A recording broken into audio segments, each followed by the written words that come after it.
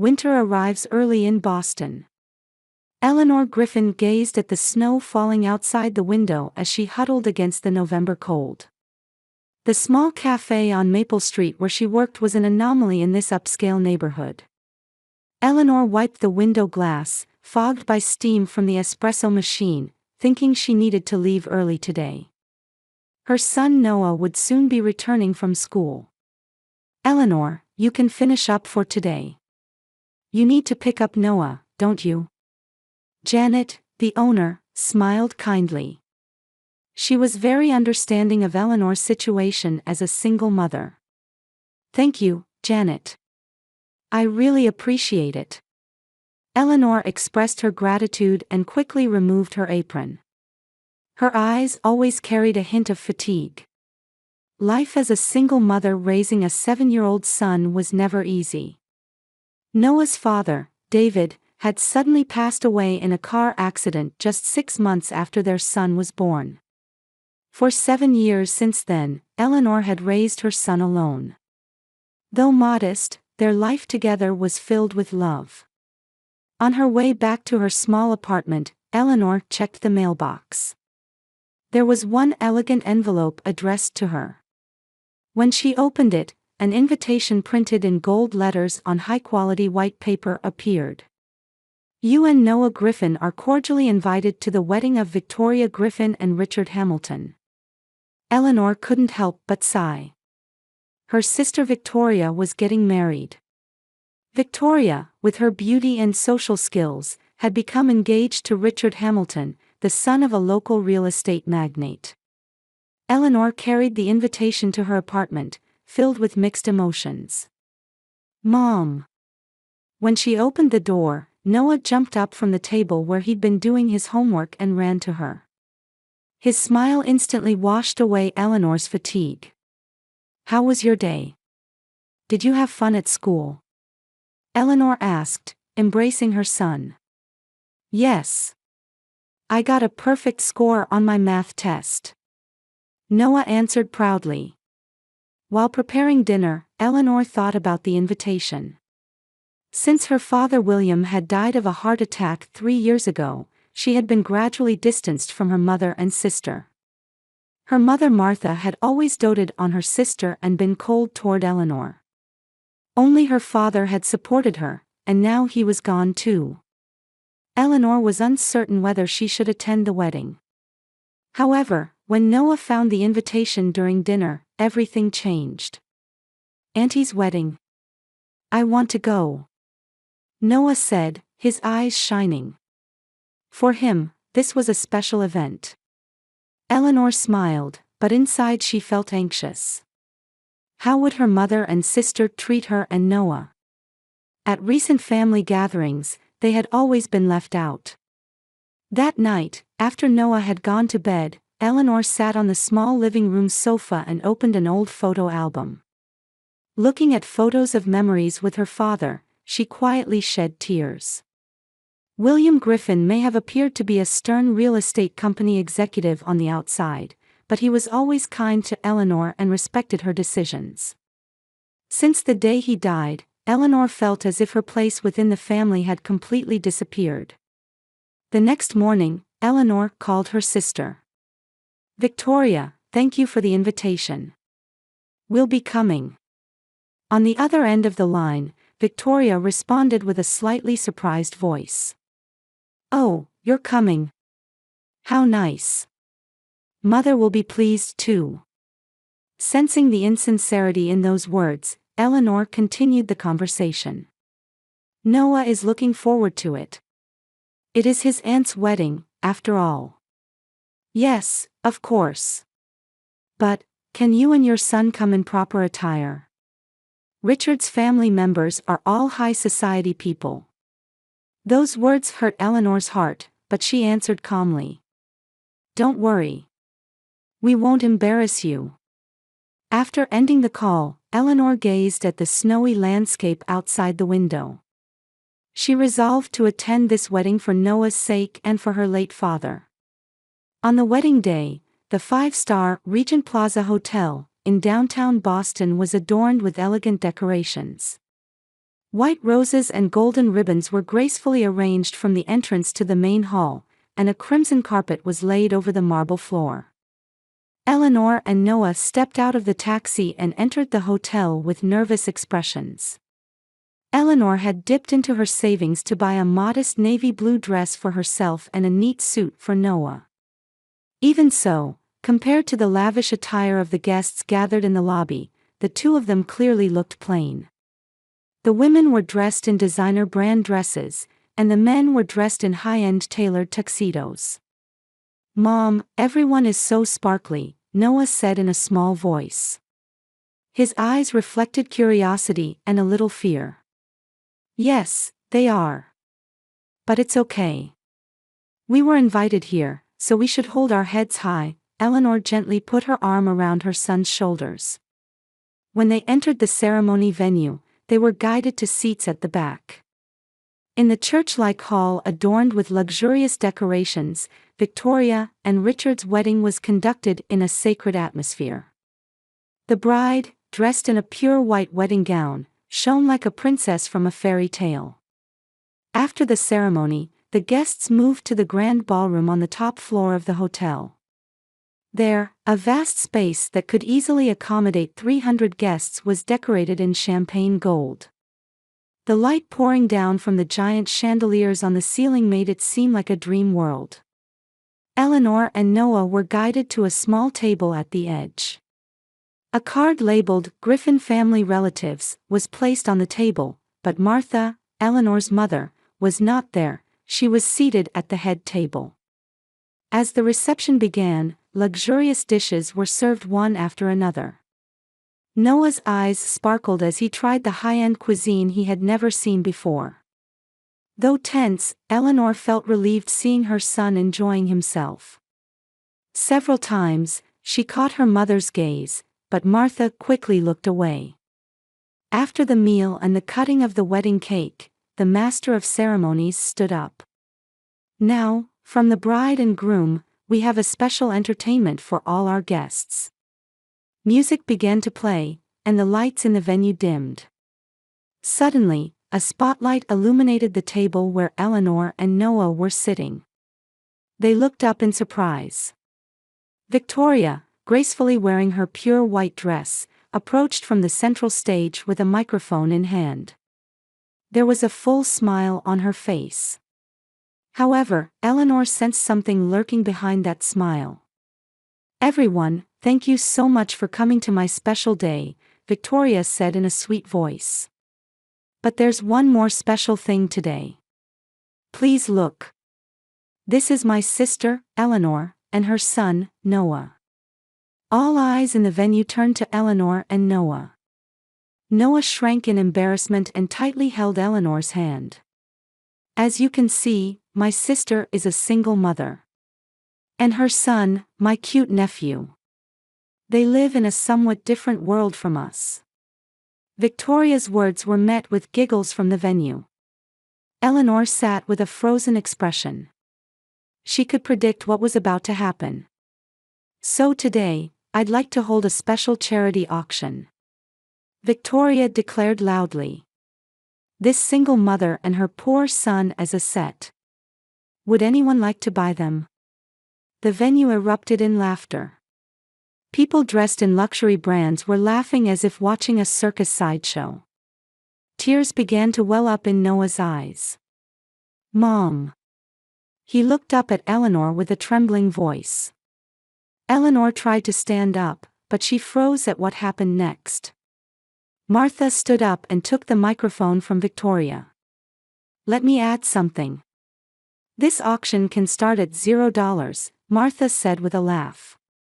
"Because I don't think they have any value." Again, the venue filled with laughter. Eleanor's chest felt like it would burst with anger and humiliation. Noah was now crying audibly. Seeing his small shoulders trembling, Eleanor came to her senses. "Let's go, Noah," she said quietly, and took her son's hand to stand up. But at that moment, a quiet yet powerful voice echoed from the back of the venue. $1 million. The venue fell silent. All eyes turned to the source of the voice. Standing there was a gentleman with a calm demeanor, with gray-tinged black hair and a well-maintained suit. His blue eyes were filled with calmness and dignity. "I'll buy this lady and her son for $1 million, the man said again. Victoria forced a smile and said, "Well, someone with a sense of humor."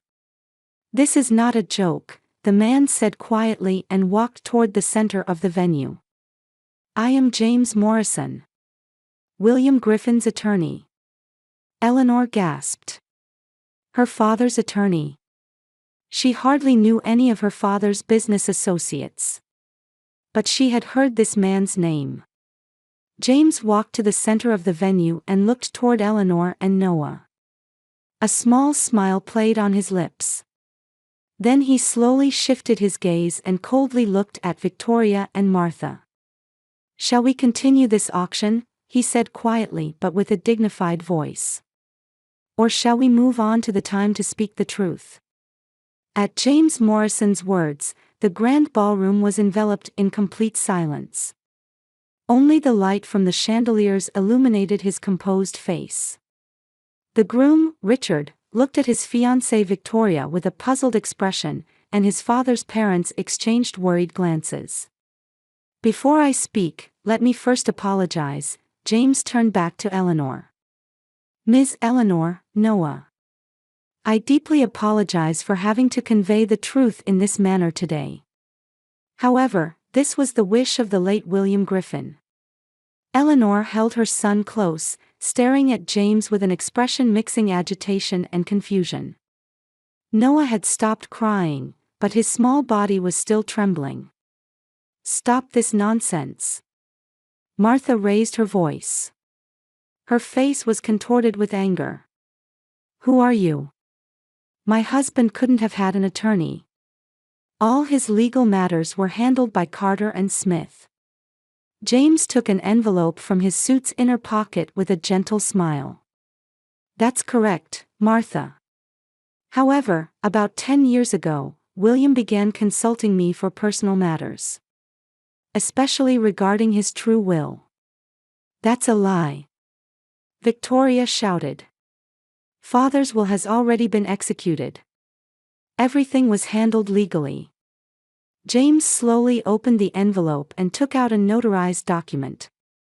"Yes, the apparent will was indeed executed. But this is the real, legally valid final will. William, for special reasons, had prepared 2 wills." He held up the document and signaled toward the screen in the venue. The contents of the document were then displayed on the screen. Under the heading, "William Griffin's Final Will and Testament," dated April 15, 2019, detailed clauses were written. The late William Griffin clearly expressed his intention to bequeath 85% of all his assets, all shares of Griffin real estate, and personal property to be equally divided between Eleanor Griffin and his grandson Noah Griffin. A murmur arose from the venue. Martha and Victoria turned pale and looked at each other.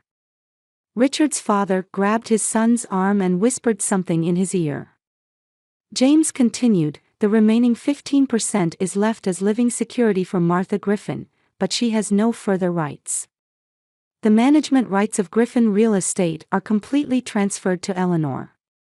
He took out the next document. "And this is a record showing the flow of assets over the past 3 years. It includes evidence of illegal fund transfers made by Martha and Victoria." The screen displayed a complex array of numbers and bank transaction records. James continued his explanation impassively.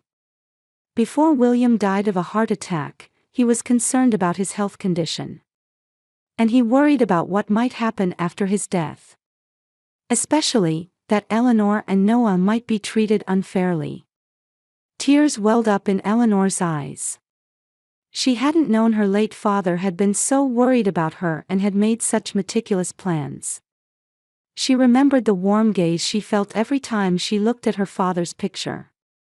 "William gave me instructions, after his death, to monitor Martha and Victoria's actions for 3 years and collect evidence. And to reveal the truth at the appropriate time, James said. He was proud that Eleanor was independent. That's why he wanted to see her living by her own strength. But at the same time, he also wanted to ensure that the inheritance she rightfully deserved would certainly reach her hands. Martha stood up, trembling with rage. This is complete nonsense. I was William's wife. I am the one who has the right to inherit his company's shares. Legally, that's not correct, James replied calmly. This will is legally valid and has already been submitted to the court. In fact, a judge is present here today. He nodded to a stern-faced man sitting in a corner of the venue. The man nodded slightly. This is complete fraud. Victoria shouted. We've done nothing wrong. James took out the last envelope. Then, shall we hear William's own words? He took a letter from the envelope and began to read quietly. Dear Eleanor and Noah. If you're reading this letter, it means James has acted according to my instructions. And probably, you are confused right now. First, I'm sorry. I want to apologize for not revealing the truth to you for these 3 years. But there's a reason for this.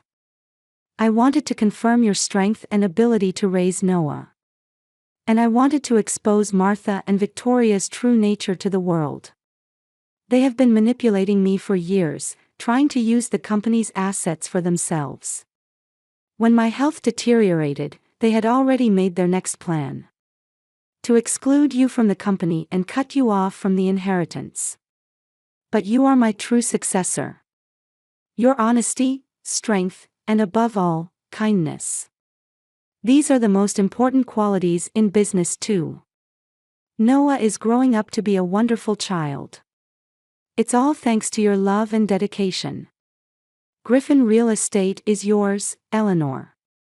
And in the future, it will be Noah's. No matter what your mother and sister try to do, this will is legally valid. Trust James. He is my most trusted friend and will protect you. Finally, one more thing. I'm always proud of you, Eleanor. And Noah, Grandpa is always watching over you. With love, Dad. When James finished reading, the venue was enveloped in complete silence. Tears were streaming down Eleanor's cheeks. Noah was looking up at his mother with a curious face. Mom, did Grandpa remember me? He asked in a small voice. Eleanor answered while hugging her son, yes, of course. Grandpa always loved you. The blood had completely drained from Martha and Victoria's faces. Richard's father stood up and said in an angry voice. What is this? I was about to have my son marry into a family of fraudsters. Richard stared at Victoria with a stunned expression. His eyes reflected sadness and anger of betrayal. James approached Eleanor's seat and said quietly, Miss Eleanor, Noah, let's leave this place. All legal procedures are already in progress. There's still much you need to know. Eleanor stood up and took Noah's hand. She surveyed the venue with a quiet dignity. The figures of her mother and sister no longer registered in her eyes. What passed through her heart was gratitude toward her father and a determination for the new life about to begin. James's black sedan quietly drove away from the back entrance of the Regent Plaza. Sitting in the passenger seat, Eleanor gazed at the city lights outside the window while putting a coat over Noah, who had fallen fast asleep in the back seat. Various emotions were swirling in her heart. Love for her father, anger and sadness toward her mother and sister, and above all, the shock that everything had been a lie. You must be tired, James spoke quietly. I've booked a hotel for tonight. The legal procedures will begin in earnest tomorrow, so please rest well. Eleanor took a deep breath before asking, why didn't he tell me anything? James thought for a moment before answering, William wanted to protect you. He had seen through Martha and Victoria's schemes but avoided direct confrontation. When his health deteriorated, he anticipated what they would do. But why 3 years? That was William's plan. He wished for you to stand on your own feet. And he was waiting for Martha and Victoria to hang themselves by their own actions. James continued with his gaze fixed on the road. He knew you would raise Noah admirably. And he also knew you had the qualities to take over the company. Eleanor quietly wiped away her tears. I never knew Father believed in me so much. He was always proud of you. He often told me, Eleanor is strong. No matter what happens, she can stand up. The next morning, Eleanor visited James's office with Noah. Various legal documents were already prepared there. Court orders, temporary injunctions, asset freezing documents. James had prepared everything. William's true will has already been submitted to the court and authenticated, he explained. The judge who was at the venue last night has also signed. Martha and Victoria's assets are frozen, and all illegal fund transfers they made are legally nullified. What happens now? Eleanor asked. Noah was in the adjacent room, having a book read to him by James's secretary. First, the management rights of Griffin Real Estate will be transferred to you. All company accounts will also be placed under your authority. We will demand the return of all company funds that Martha and Victoria used. Eleanor held her head in her hands. Can I really manage such a large company? James smiled. You majored in business administration, didn't you? William knew everything. He knew you had excellent grades in business school. But practical experience. There are already excellent staff. And I will also support you. William has left plans for that too. Over the next few weeks, Eleanor's life changed dramatically. Legal battles began, but the evidence James had prepared was overwhelming. Martha and Victoria lost all their property and were ordered to return the company funds they had misused. The engagement with Richard was also broken off, and Victoria completely disappeared from high society. So did Martha. They were forced to move to the suburbs of Boston and live quietly. Noah transferred to a new school. Eleanor began going to the company every day as the CEO of Griffin Real Estate. Although there was confusion at first, her management skills gradually came to be recognized within the company. You are William's daughter. You've inherited his insight and kindness. When one of the veteran executives remarked this, Eleanor quietly smiled. About 3 months after taking over her father's company, Eleanor invited James to her home. They had begun to talk not only about work but also about each other's lives. There's still something you're not telling me, isn't there? Eleanor asked while pouring wine. Noah had already gone to sleep. James thought for a moment before answering. William first contacted me 10 years ago. From around that time, he had been suspicious of Martha and Victoria's actions. Father planned everything to protect me. Yes. He wanted to protect your and Noah's future, James quietly continued. He made me make one last promise. Watch over Eleanor and Noah. Eleanor smiled. You are keeping that promise. From that day on, Eleanor's life became even more fulfilling. She announced a new vision for Griffin Real Estate. It was about environmentally friendly housing development and a housing project to support single parents. I want to continue my father's will and lead this company in a new direction, she declared at the board meeting. We will become a company that contributes to society ourselves. Her proposal was unanimously approved.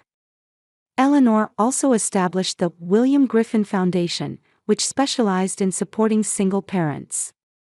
Noah also became a mascot-like figure for the foundation and began actively participating in events.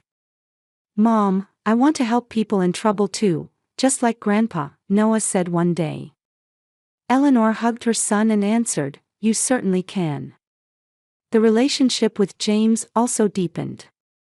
He was no longer just a legal advisor but became a good confidant for Eleanor and an important presence for Noah. James began taking Noah to baseball games on weekends and visiting the Science Museum together. The day Eleanor first entered her father's president's office, she picked up her father's picture and quietly spoke to it. "Thank you, Dad. I'll do my best." Outside the window, spring sunlight was pouring down on the city of Boston. In a small apartment in the suburbs of Boston, Martha Griffin stood by the window, gazing at the rain-soaked street. Her appearance, once adorned with luxury brands, had receded into the shadows, replaced by modest clothing. In the corner of the living room, Victoria was working at her computer. She now works as a clerk at a local real estate company. Her ties with the Hamilton family had been completely severed, and her former high society friends had all left her. "Mother, would you like something to drink?" Victoria looked up and asked. Her expression no longer showed the arrogance of the past. "Thank you, I'll have some tea," Martha answered with a sigh. A year had passed.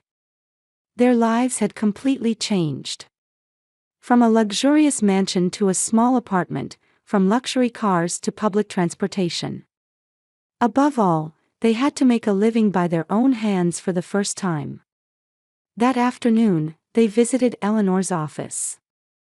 A plate reading, "Griffin Real Estate, President Eleanor Griffin," shone on the office. "Sorry to keep you waiting," the secretary said. "Please come in." When they opened the door, there was Eleanor facing her desk. She had transformed from a modest woman in a cafe uniform to a confident businesswoman. From the window, the Boston cityscape could be seen in its entirety. "Mother, Victoria," Eleanor stood up to greet them. There was no hostility in her attitude, only a quiet dignity. "It's been a while, Eleanor," Martha said. Her voice was trembling. "I wanted to see you." "Please sit down," Eleanor indicated the sofa. As Martha and Victoria sat down, Eleanor took a seat opposite them. "We came to apologize," Victoria said quietly. "We did terrible things to you and Noah. What happened at the wedding, and about Dad's inheritance. That's in the past," Eleanor replied. "What matters is what we do now." "What do you mean?"